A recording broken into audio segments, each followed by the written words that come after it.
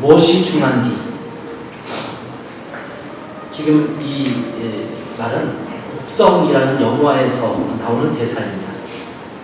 그러면서 이 조그만 꼬마아이가 아빠에게, 경찰관인 아빠에게 무엇이 중요한디? 그러면서 무엇이 중요한지도 모르면서 이렇게 이야기하는 장면이 나옵니다. 이게 이제 유행어가 돼서 굉장히 많은 사람들이 이제 사람들이 뭔가 할 때 무엇이 중요한디 이렇게 말을 하고 이야기하는 유행어가 되었습니다. 우리는 이 세상에 살아가면서 각자 중요하게 여기는 그 무엇인가를 붙들고 살아가고 있습니다. 사실은 어떤 것이 중요하냐? 머릿속에는 내가 이것이 중요하다라고 말하는 그 무엇이 있어요. 예를 들면 내 가족이 중요하다. 나는 돈보다는 또 행복한 우리 가정의 관계들이 중요하다. 이렇게 말을 하는 그 무엇이 있어요. 그런데 실제로 우리가 말하는 것과 실제로 중요하게 여기는 것은 다를 때가 참 많습니다. 그것을 어디서 알 수 있냐면 내가 어디에 시간을 많이 보내느냐. 그것이 시간을 많이 보내는 것이 정말 중요하게 여기는 거예요. 또 내가 어디에 돈을 많이 쓰고 있느냐. 또 사실은 내가 어디에 더 중요한 것을 여기고 있는가를 가늠할 수 있는 잣대가 될 수가 있습니다. 예를 들면 나는 가족과의 관계가 정말 중요해 라고 여기는 사람은 실제로 가족과의 시간들을 많이 보내야 되거든요. 근데 내게 좀 시간적 여유가 생겼음에도 불구하고 가족보다는 다른 친구들과 함께 놀러 다닌다든지 아니면 취미 활동에 더 시간을 보낸다든지 그러면 사실은 다른 친구들이나 취미 활동이 더 중요한 것으로 여기고 있는 거거든요. 나는 사실은 뭐 텔레비전을 보는 것 아니면 이런 것보다는 내가 책을 읽고 이런 게 더 중요하다라고 여기는 사람은 큰 텔레비전을 구입하는 것이 아니라 책을 사는 것에 돈을 더 많이 써야지 진짜 그 사람이 중요하게 여기는 것을 나타낼 수 있는 거거든요. 근데 사실은 우리는 말로 이것이 더 중요해 저것이 더 중요해라고 말은 하지만 실제로 우리 삶 가운데 내가 말하는 것과 다른 내가 더 중요하게 여기고 있는 마음속에 깊이 있는 그것을 가지고 더 중요하게 여기며 살아가고 있는 우리의 모습이 있습니다. 성경은 그 이 땅에 정말 중요한 것들이 많은데 그 중에서도 하나님의 지혜가 그 무엇보다도 중요하다는 것을 우리 가운데 말씀해 주고 있습니다. 하나님의 지혜는 지난주에 말씀드렸지만 하나님의 말씀과 같은 것입니다. 하나님의 말씀이 하나님의 지혜거든요. 그런데 이 하나님의 말씀을, 하나님의 지혜를 정말 중요하게 이 땅 가운데 여기며 살아가고 있는가 우리 자신을 한번 돌아볼 필요가 있습니다. 우리에게 무엇이 정말 중요한가 스스로에게 한번 질문을 던져보십시오.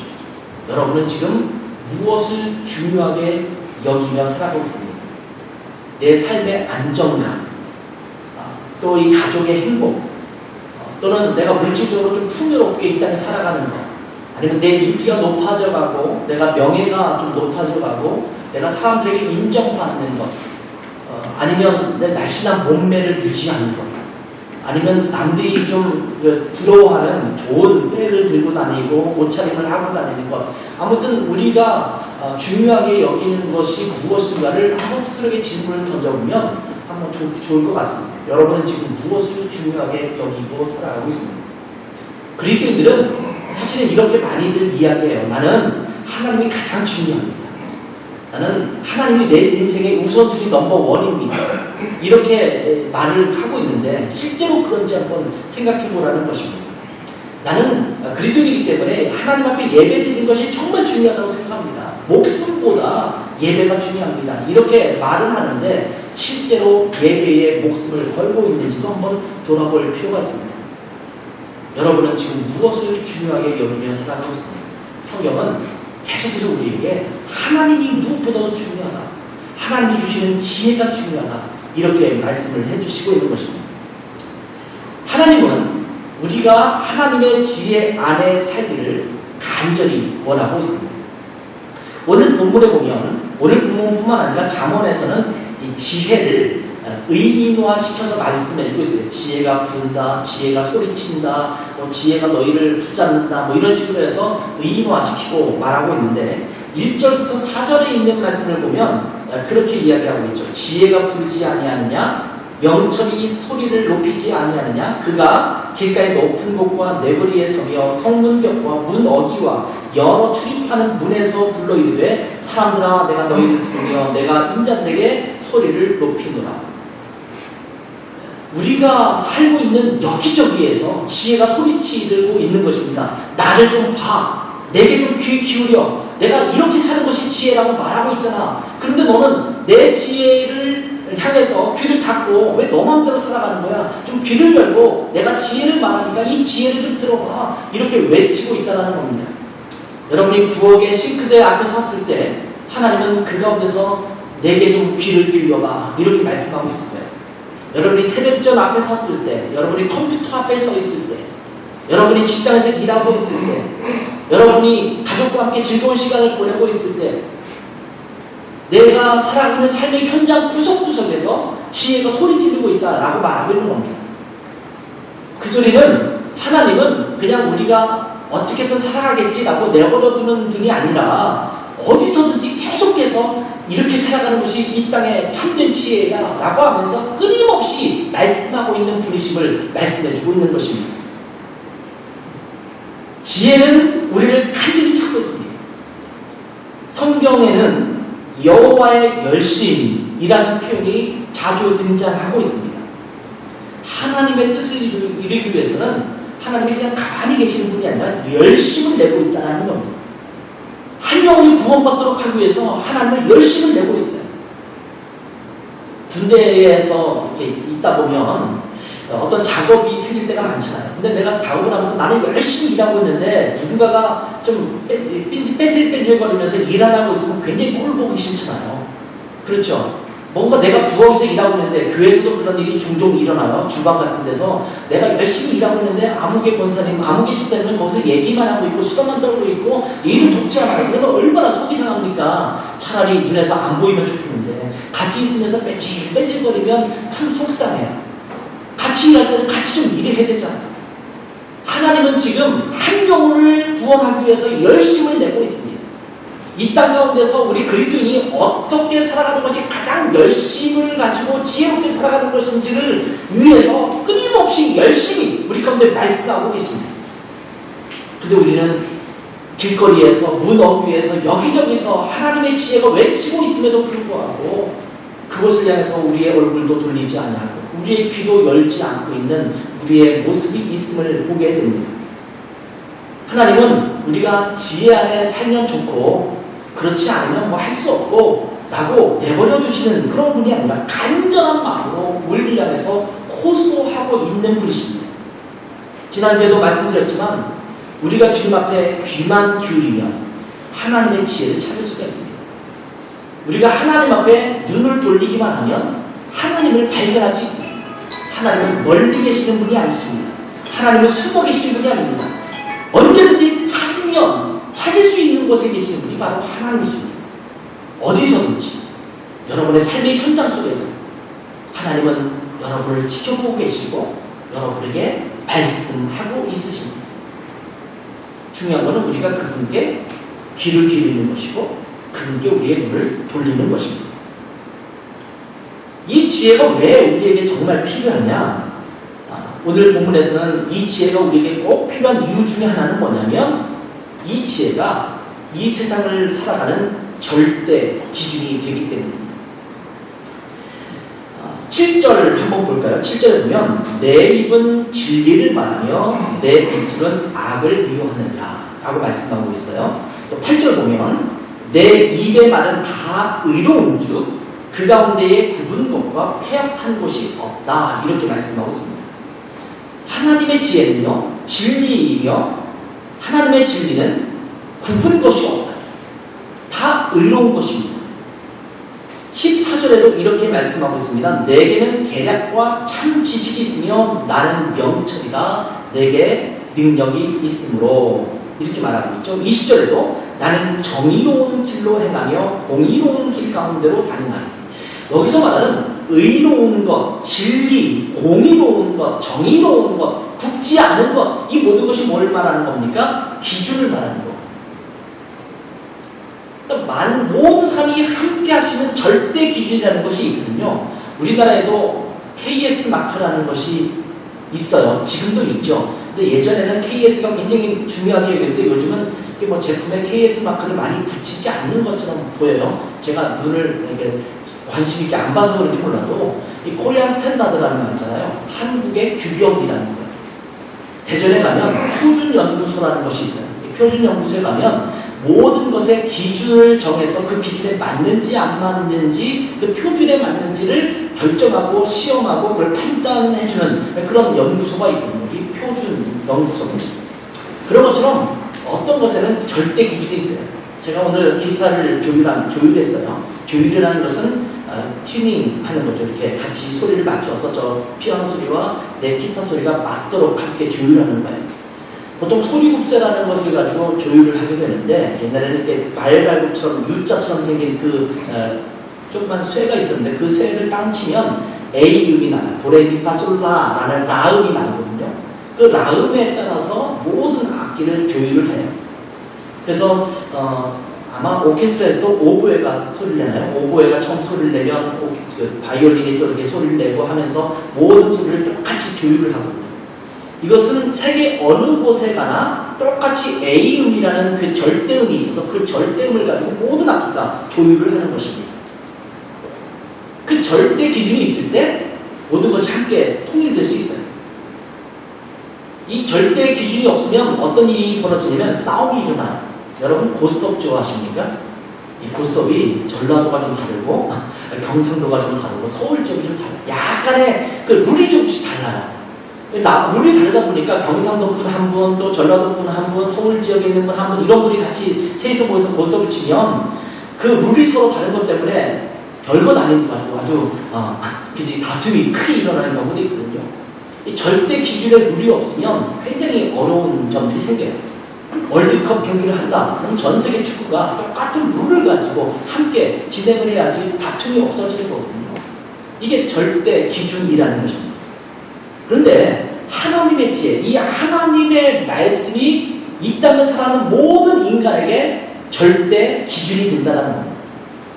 우리가 이 땅에 하나님의 피조물로 살아가는 사람이라고 한다면 이 기준을 분명히 알고 살아야지만 하나님이 만드신 창조 질서에 합당하게 살아갈 수 있는 자리가 될 것입니다. 오늘 본문에 보면 12절에 이런 말씀이 있어요. 나 지혜는 명철로 주소를 삼으며 지식과 근시를 찾아 얻나니 이렇게 말씀하고 있습니다. 나 지혜는 명철로 주소를 삼는다. 영어를 찾아보니까 저는 영어 성경을 볼 때 NASB 성경을 보거든요. New American Standard Bible의 약자인데 이 성경을 봅니다. 그럼 I, wisdom, dwell with prudence.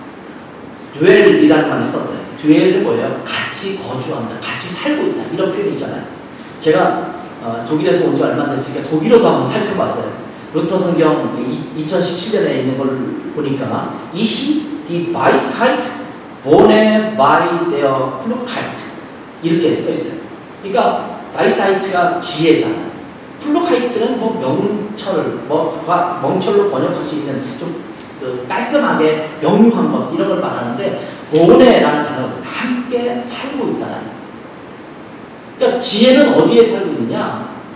명철과 함께 살고 있습니다. 명철과 지혜가 서로 다른 것이 아닌 것 같은데 이것이 똑같은 것을 말하고 있잖아요. 그러니까 무슨 소리냐면 이 땅의 모든 명철, 지혜, 계략 이 모든 것들 다 모아놓는다면 결국 하나님으로 귀결되고 있다라고 말씀하고 있는 겁니다. 이것이 하나님의 지혜, 하나님의 말씀입니다. 공동번역 성경을 보면 나 지혜는 예지와 한 집에 살고 있으니 참 재밌어요. 예지라는 이름도 많이 있잖아요. 김예지, 박예지, 또 김지혜, 이지혜 있는데 나 지혜는 예지와 한 집에 살고 있다 이렇게 말하고 있어요. 김예지 또 김지혜가 같이 살고 있으면 이 성경 말씀과 똑같이 잘 어울려지는 그 말씀 같게 돼요. 공동번역 성경은 그렇게 말하고 있거든요. 지혜는 지식과 근신의 근거가 된다라고 말씀하고 있습니다. 근신이 뭡니까? 함부로 행동하지 않도록 몸과 또한 마음과 행동을 조심하는 거거든요. 어떻게 하는 것이 사람들에게 피해를 주지 않고 잘 지혜롭게 살아가는 태도인가를 보여주는 것이 근신이라는 태도거든요. 내가 이 땅에서 욕먹지 않고 사람답게 인간답게 잘 살아가는 것 하나님의 지혜가 있을 때 가능하다 이렇게 말씀하고 있는 겁니다. 여러분은 어떤 기준을 가지고 이 땅을 살아가고 있습니까? 초등학교 때 공부했던 그 도덕 교과서에 나오는 그 기준을 가지고 살아가십니까? 아니면 윤리 교과서, 아니면 우리나라의 법전을 보면서 형사법과 민사법에는 어떻게 살아가는 것이 이 땅에 대한민국 국민으로서 잘 살아가는 건지에 대해서 보시면서 그렇게 살아가고 있습니까? 근데 하나님은 이 땅에 인간이, 하나님이 창조하신 인간이 제대로 살아가려면 그 하나님이 마련해 주신 절대 기준인 이 하나님의 말씀에 따라 살아가는 것이 지혜 있는 삶이다. 이렇게 말씀하고 있습니다. 여러분은 하나님의 말씀을 얼마만큼 잘 들여다보면서 거기에 맞춰 살아가고 있습니다. 정말 이 땅을 지혜롭게 살아가길 원한다면 이 하나님의 말씀에 따라 살아가야 합니다. 잠언을 통해서 자주 얘기되고 있는 것 중에 하나가 뭐냐면 여호와를 경외하는 것이 곧 지혜다라고 말씀하고 있는 겁니다. 왜냐하면 하나님이 절대 기준이기 때문에 그 하나님을 잘 경외하면 이것을 가지고 지혜로운 삶을 살 수 있다라고 말씀하고 있는 겁니다.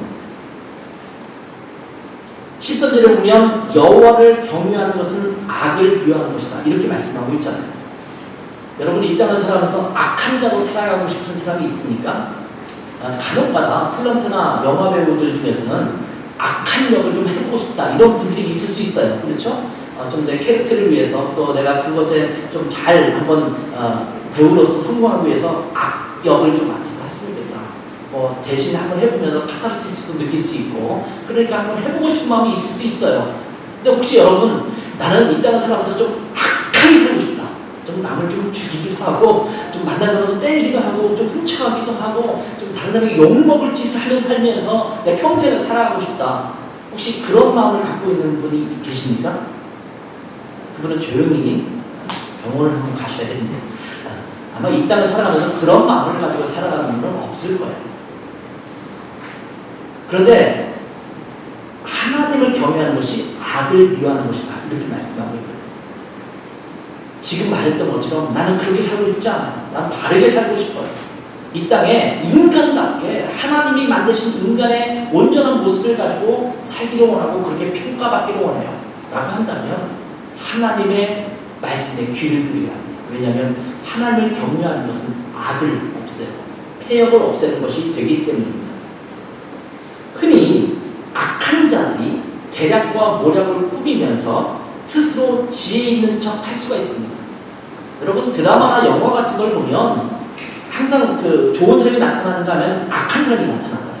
근데 어떤 때 보면 악한 사람이 지혜를 짜서 모략을 가지고 계략을 가지고 막 얘기하면 막 성공할 것 같아요. 그럼 우리 시청자 입장에서는 조마조마하죠. 저들이 그걸 알고 있네? 저 계략을 꾸미고 있네? 어떡하지? 착한 사람이 그 덫에 걸릴 것 같은데? 이러고 있잖아요. 참 악한 사람이 지혜로운 것처럼 느껴질 때가 참 많거든요. 직장생활 하다 보면 더 자기 뺀질뺀질거리면서 자기 이득 찾는 사람이 더 승승장구하는 것처럼 보여질 때도 있어요. 저렇게 살아가야 되는 건가? 내가 좀 잘못 너무 순진하게 살아가는 것 아닌가? 이렇게 여겨지는 때도 있거든요. 그들이 잠시 그럴듯하게 보이지만 성경은 우리에게 말합니다. 결국 그들은 멸망의 길로 갈 수밖에 없다라고 말씀하고 있습니다. 13절에 이렇게 말하잖아요. 여호와를 경외하는 것은 악을 미워하는 것이라. 나는 하나님이죠. 나는 교만과 거만과 악한 행실과 패역한 입을 미워하느니라. 하나님은 이런 것들을 미워하세요. 얼마 전에 드라마 중에 제가 한국에 와서 드라마를 보면서 참 이거는 막장 드라마의 막장이다 라고 생각하면서도 늘 보게 되는 드라마 하나 있었어요. 혹시 기억나십니까? 펜트하우스라는 드라마가 있어요. 거기에 보면 그 탤런트 이름은 잘 기억이 안 나지만 학교 이사장이었던 그 여자 있잖아요. 평상시에 그렇게 애교도 많고 그렇대요. 근데 거기 드라마에서는 얼마나 악하게 나오는지 몰라요. 눈 뜨고 막 불안하고 소리 지르고 그러면 와 어떻게 저런 사람이 다 있지 이런 생각을 가질 때가 있어요. 근데 여러분 그 사람이 실제로는 굉장히 애교도 많고 착하다고 하는데 여러분 그 사람 보면서 어떤 마음이 드십니까? 야 잘한다. 저는 잘한다고 박수 쳤어요. 왜냐하면 연기를 정말 잘하잖아요. 근데 연기를 잘하는 것에 박수를 치는 것이지 그 캐릭터를 좋아하지 않아요. 그 사람을 보면 막 화가 나요. 어떻게 저럴 수가 있지? 어떻게 악해도 저렇게 악할 수 있지? 막장 드라마인 것을 알면서 보고 있는데도 화가 막 솟구쳐요. 저런 사람이 저렇게 나쁜 사람이 어떻게 있을 수 있을까? 이런 마음이 들잖아요. 아마 그는 누구나 일반적인 사람이라면 누구나 똑같이 느낄 수 있는 그런 마음일 겁니다. 우리는 그 폐역한 것을 싫어합니다. 근데 실상 우리의 삶 속에 들어가면 의외로 내가 하나님께서 기뻐하시지 않는 것들을 따라서 교만하고 거만하고 악한 행실과 폐역한 입을 가지고 살아갈 때가 많은 것을 보게 됩니다. 하나님의 지혜는 우리에게 그것을 가르치지 않습니다. 이 땅에서 우리가 잘 살아가려면 하나님을 경외하면서 하나님의 지혜를 따라 살아야 합니다. 사실은 오늘 본문에 보면 이 땅을 다스리는, 이 땅을 통치하는 것도 하나님의 지혜에 입각해서 해야 된다라고 말씀하고 있습니다. 15절 보면 나로 말미암아 왕들이 치리하며 방백들이 공의를 세우며 나로 말미암아 재상과 존귀한 자 곧 모든 의로운 재판관들이 다스리느니라 이렇게 말하고 있잖아요. 여기 왕이 등장하고 여러 장관들 또 고관 대작들 재판관들 이런 사람들이 쭉 열거되고 있으면서 하나님의 지혜로 이것을 통치해야 된다라고 말씀하고 있는 거거든요. 저는 꼭 장로 대통령이 나와야 된다고 생각하지는 않습니다. 인간이기 때문에 아무리 장로 대통령이 나와도 하나님 앞에 아주 신실하지 못하면 잘못된 길로 갈 때가 참 많거든요. 우리는 자주 그런 걸 봐왔어요. 그렇기 때문에 꼭 기독교인이 대통령이 돼야 된다, 꼭 기독교인이 장관이 돼야 된다 이렇게 생각하지는 않습니다. 그런데 한편으로는 이런 기도를 합니다. 하나님, 지금 세워진 대통령이나 아니면 장관들이나 고위 공무원들 이런 분들이 하나님의 지혜를 두려워할 줄 알고 하나님의 지혜에 마땅하게 이 나라를 통치할 수 있는 지혜가 있게 해주십시오. 이렇게 기도합니다. 세상의 흐름, 또 세상의 욕구를 따라가는 것이 아니라 하나님의 지혜를 따라 우리가 살아가면 나라도 안정이 되고 가정도 안정이 되고 직장도 안정이 될 수 있을 줄 믿습니다. 그렇기 때문에 이 지혜야말로 이 세상에서 가장 가치 있는 것입니다. 오늘 본문에 보면 10절에도 그렇고요, 11절에도 그렇고 19절에도 보면 금, 순, 은, 진주 이런 것과 비교하면서 이 지혜는 그것보다 훨씬 더 귀하다 이렇게 말씀해주고 있습니다. 이 세상에서 그 무엇보다도 가치 있게 여겨야 될 것이 무엇이냐? 하나님의 지혜, 하나님이시고 하나님의 말씀입니다. 근데 우리 정말 그렇게 살아가고 있냐는 거예요. 여러분 매일매일 말씀을 좀 읽고 묵상하십니까? 가치 있는데 그렇게 읽지 않으세요? 묵상 안 하세요? 가치 있으면 늘 내랑 가치 있게 여기는 것들을 좀 많이 살펴보고 내 옆에 두고 그래야 되는 것 아닐까요? 근데 우리는 말로는 가치가 하나님께 있다고 말하고 하나님의 말씀에 가치가 있다고 말하면서 실제로는 그것을 내 삶 속에 굉장히 멀리하고 별로 신경 쓰지 않으면서 등한히 여기면서 살아가고 있는 우리의 모습이 있음을 보게 됩니다. 이 지혜로 인해서 우리는 이 세상에서 가치 있는 삶을 살 수 있게 됩니다. 그래서 다시 한번 이런 질문을 던지는 거예요. 무엇이 중요한지? 우리 스스로에게 한번 질문을 던져봐야 될 줄 믿습니다. 근데 참 감사한 것은 우리가 지혜를 외면하면 지혜가 우리 것이 될 수 없습니다. 그런데 지혜를 사랑하고 지혜를 간절히 찾으면 그 지혜를 금방 얻을 수 있다고 말합니다. 한번 17절 말씀을 같이 한번 읽어볼까요? 17절 시작. 나를 사랑하는 자들이 나의 사랑을 이루며 나를 간절히 찾는 자가 나를 만날 것이다. 내가 간절히 원해도 만나지 못하는 것이 너무나 많잖아요. 여러분 좀 널찍하고 쾌적한 집에서 살고 싶지 않으십니까? 여러분에게 널찍하고 쾌적한 집이 어느 정도 되는지 모르지만 예를 들면 50평, 60평 아파트 아니면 대저택, 수영장 달린 대저택. 저는 싫을 것 같아요. 청소하는 게 너무 힘들거든요. 아무튼 그런 쾌적한 집을 간절히 원하면 그 집이 내 것이 될 수 있을까요? 아니면 내가 어느 대학에, 어느 학교에, 어느 직장에 아니면 내가 직장 다니면서 어떤 위치에 오르기를 원하는 간절한 마음이 있다고 해서 그 위치에 오르거나 직장에 취직되거나 아니면 학교에 입학할 수 있을까요? 간절히 원하는데도 안 되는 것들이 너무나 많거든요. 그런데 하나님의 지혜, 하나님의 말씀, 또 하나님은 내가 간절히 찾아 하나님을 만나주시겠다 이렇게 말씀하고 있어요. 한국에 오니까 이 높으신 분들을 만나기가 어렵더라고요. 제가 독일에 있을 때는 높으신 분들을 많이 만났어요. 왜냐면 독일은 외국에 있다 보니까 높으신 분들이 자꾸 찾아와요. 그걸 안내해달라고 하고 이런 도움 받으려고 하고 저런 도움 받으려고 하잖아요. 심지어 대통령 그 비서실 같은 데서 연락이 오잖아요. 수년 전에 드레스덴 선언을 할 때는 대통령이 드레스덴 와서 선언도 하고 막 그랬잖아요. 그럴 때 보면 저를 비롯해서 저희 교회 성도들이 다 그때 독일에 있는 우리 교회 성도들이 뭐 아르바이트 하듯이 운전도 하고 통역도 하고 다 그런 걸 도왔어요. 뭐 도지사가 와도 연락을 하고 대학 총장이 와도 연락을 하고 탤런트도 연락을 해요. 그래서 뭐 카메라를 뭐 비디오를 찍어야 되는데 뭐 사람 연결해 주세요 이렇게 연락도 하고 그러거든요. 아 높으신 분들을 너무 쉽게 만났어요. 뭐 세계적인 지휘자도 오면은 연락을 하고 또 만나고 함께 사진도 찍고 이럴 수 있었어요. 한국에 오니까 아 이게 또 아니에요. 그런 분들 만나는 게 너무너무 어려워요. 조금 큰 교회 목사님 만나려도 어려워요. 비서실을 통해서 뭐 연락하고 약속 잡고 이래야지 큰 교회 목사님 한두 번 만날 수 있지 목사님 만나기도 어렵더라고요. 근데 참 감사한 것은 하나님은 만왕의 왕이시고 창조주이심에도 불구하고 우리가 간절히 찾으면 만나주시겠다라고 말씀하세요. 대통령 만나기도 어려운데 이 땅의 최고 지도자가 아니라 만왕의 왕이신 창조주 하나님 너희가 간절히 찾으면 나를 사랑하면 내가 만나주겠다 이렇게 말씀하고 있는 거예요. 어떤 분은 이런 질문을 하거든요. 내가 그리스도인으로서 어떻게 하면 잘 살아갈 수 있을까요? 정말 쉽습니다. 하나님 찾으면 돼요.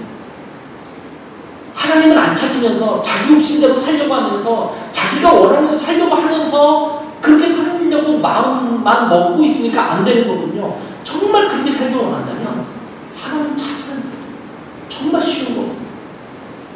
근데 쉬운 걸 앞에 두고 우리는 그렇게 살지 않는 게 문제인 것입니다. 누군가를 사랑하면 그 사람에게 집중하게 되어 있어요. 제가 데이트할 때 제 아내랑 데이트를 하고 그럴 때는 이 사람이 뭘 좋아할까 늘 이것에 집중했어요. 지금은 전혀 안 그런다는 건 아니에요. 지금도 조금 그렇습니다. 옛날 같지는 않아도 그렇게 하는데 정말 사랑하는 사람이면 그렇게 하잖아요. 제 아내는 그렇게 파김치를 좋아하거나 그러지는 않는 것 같아요. 근데 저를 위해서 열심히 다 사랑하니까 그러겠죠. 그래서 저는 파김치에서 사랑을 느낍니다. 국수를 저는 좋아하는데 제 아내는 뭐 국수를 그다지 좋아하진 않아요.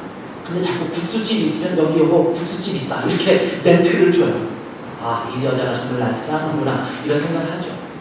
사랑하면 그 사람에게 집중하게 됐어요. 이 반대는 뭐냐면 사랑을 안 하는 게 뭐냐면 나에게 집중하는 거예요. 이 사람이 나한테 이걸 안 맞춰줄 거야. 이렇게 하는 거예요. 하나님을 사랑한다는 것은 뭐냐면 하나님이 원하는 것에 집중하는 거예요. 근데 우리는 다들 이렇게 거꾸로 살아가요. 하나님 나 이거 필요해요. 나 이렇게 살기 원해요. 내가 이걸 원해요. 그럼 하나님 이걸 이렇게 맞춰주시고 이렇게 내게 좀 베풀어 주시고 나에게 이것도 좀 도와주세요. 끊임없이 내 것에 집중해서 하나님을 찾거든요. 이건 하나님을 사랑하는 게 아닙니다. 하나님을 사랑하는 사람은 하나님 앞에 집중합니다. 그리고 그의 말을 듣습니다. 우리 보통 자식 이기는 부모 없다 이렇게 얘기하잖아요. 왜 그럴까요?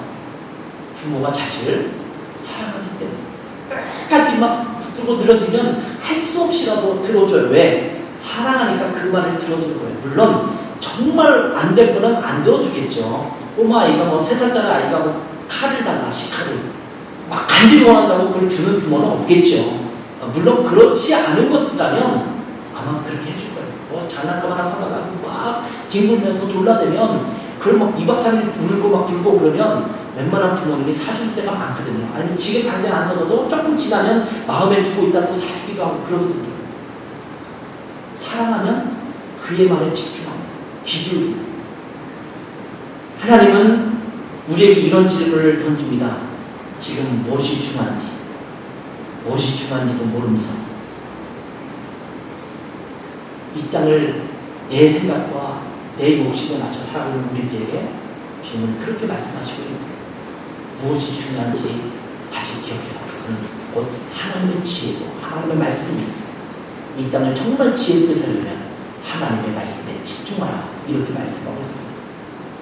이 하나님의 말씀이 여러분의 삶을 끌어가라. 그래서 매일매일 이 말씀의 인도를 받는 여러분 모든 성도들 되시기를 주님의 이름으로 축원합니다. 기도하겠습니다. 하나님 아버지, 우리가 주님의 뜻에 따라 살아가는 지혜로운 자들이 다 되게 도와주시기를 원합니다.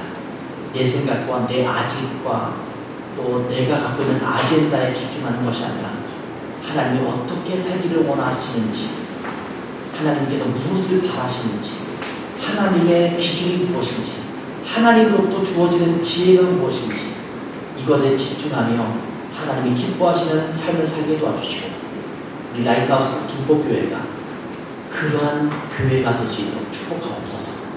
예수님의 이름으로 기도했습니다. 아멘.